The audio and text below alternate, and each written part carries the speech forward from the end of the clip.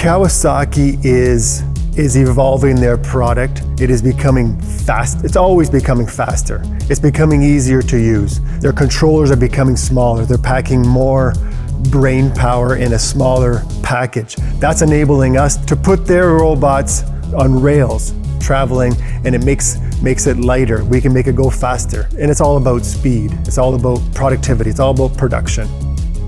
Places where we didn't originally put in automation, we're seeing that we're putting in more and more automation.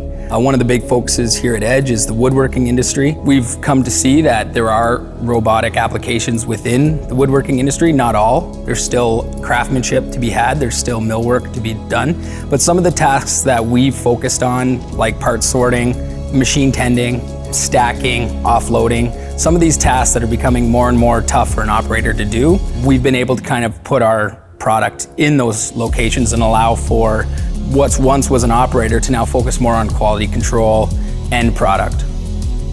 When we develop these processes and applications for customers, they realize that what we're putting out for them is specific to what they want to do.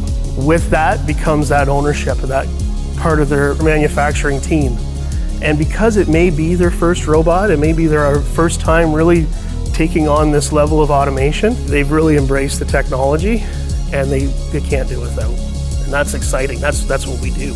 We want them to feel like this is making a difference in their manufacturing process.